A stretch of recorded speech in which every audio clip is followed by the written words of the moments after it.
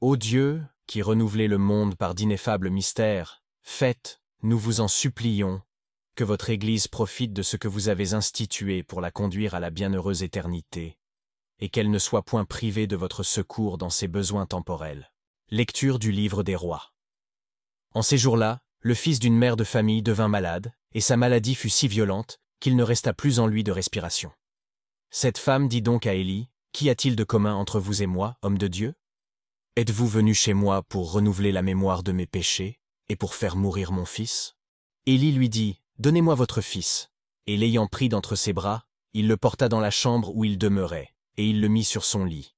Il cria ensuite au Seigneur, et il lui dit, « Seigneur mon Dieu, avez-vous aussi affligé cette veuve, qui a soin de me nourrir comme elle peut, jusqu'à faire mourir son fils ?»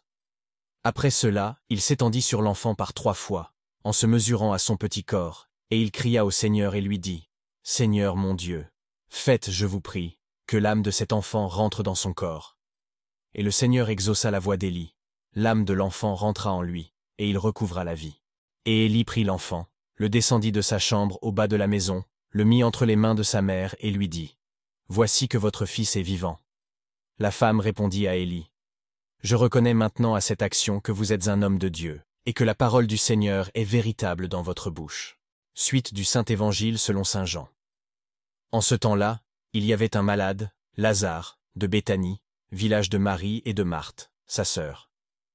Marie est celle qui oignit de parfum le Seigneur, et lui essuya les pieds avec ses cheveux, et c'était son frère Lazare qui était malade. Les sœurs envoyèrent dire à Jésus, « Seigneur, celui que vous aimez est malade. » Ce qu'ayant entendu, Jésus dit, « Cette maladie ne va pas à la mort, mais elle est pour la gloire de Dieu, afin que le Fils de Dieu soit glorifié par elle. » Or, Jésus aimait Marthe, et sa sœur Marie, et Lazare. Ayant donc appris qu'il était malade, il resta 2 jours encore au lieu où il était.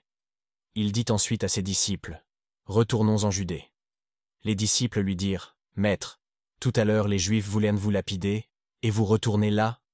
Jésus répondit, « N'y a-t-il pas 12 heures dans le jour? Si quelqu'un marche pendant le jour, il ne se heurte point, parce qu'il voit la lumière du monde. Mais s'il marche pendant la nuit, il se heurte parce qu'il manque de lumière. » Il parla ainsi, et ajouta, « Notre ami Lazare dort, mais je me mets en route pour le réveiller. » Ses disciples lui dirent, « S'il dort, il guérira. » Mais Jésus avait parlé de sa mort, et ils pensaient que c'était du repos du sommeil. Alors Jésus leur dit clairement, « Lazare est mort, et je me réjouis à cause de vous, de n'avoir pas été là, afin que vous croyiez, mais allons vers lui. » Et Thomas, appelé Didyme, dit aux autres disciples, « Allons-y, nous aussi, afin de mourir avec lui. » Jésus vint donc et trouva Lazare depuis 4 jours dans le sépulcre. Or, Béthanie était près de Jérusalem, à 15 stades environ. Beaucoup de Juifs étaient venus près de Marthe et de Marie pour les consoler au sujet de leur frère. Dès que Marthe eut appris que Jésus arrivait, elle alla au-devant de lui, tandis que Marie se tenait assise à la maison. Marthe dit donc à Jésus, « Seigneur, si vous aviez été ici, mon frère ne serait pas mort.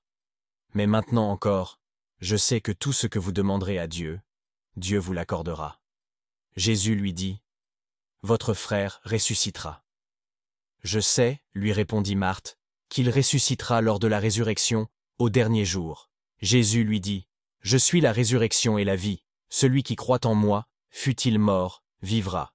Et quiconque vit et croit en moi, ne mourra point pour toujours. Le croyez-vous? » « Oui, Seigneur, lui dit-elle. Je crois que vous êtes le Christ, le Fils de Dieu, qui devait venir en ce monde. » Lorsqu'elle eut ainsi parlé, elle s'en alla, et appela en secret Marie, sa sœur, disant, « Le Maître est là, et il t'appelle. » Dès que celle-ci l'eut entendu, elle se leva promptement, et alla vers lui. Car Jésus n'était pas encore entré dans le village. Il n'avait pas quitté le lieu où Marthe l'avait rencontré. Les Juifs qui étaient avec Marie, et la consolaient, l'ayant vue se lever en hâte et sortir, la suivirent en pensant, « Elle va au sépulcre pour y pleurer. » Lorsque Marie fut arrivée au lieu où était Jésus, le voyant, elle tomba à ses pieds, et lui dit, « Seigneur, si vous aviez été ici, mon frère ne serait pas mort. » Jésus, la voyant pleurer, elle et les Juifs qui l'accompagnaient, frémit en son esprit, et se laissa aller à l'émotion. Et il dit, « Où l'avez-vous mis? » « Seigneur, lui répondirent-ils, « Venez, et voyez. » Et Jésus pleura. Les Juifs dirent, « Voyez comme il l'aimait. » Mais quelques-uns d'entre eux dirent, « Ne pouvait-il pas, lui qui a ouvert les yeux d'un aveugle-né, faire aussi que cet homme ne mourût point ?» Jésus donc, frémissant de nouveau en lui-même, se rendit au sépulcre. C'était un caveau, et une pierre était posée dessus. « Ôtez la pierre, » dit Jésus. Marthe, la sœur de celui qui était mort, lui dit, « Seigneur, il sent déjà, car il y a 4 jours qu'il est là. » Jésus lui dit, « Ne vous ai-je pas dit que si vous croyez, vous verrez la gloire de Dieu ?» Ils ôtèrent donc la pierre, et Jésus leva les yeux en haut et dit, « Père, je vous rends grâce de ce que vous m'avez exaucé. Pour moi je savais que vous m'exaucez toujours. Mais j'ai dit cela à cause de la foule qui m'entoure, afin qu'ils croient que c'est vous qui m'avez envoyé. » Ayant parlé ainsi, il cria d'une voix forte, « Lazare, sors !»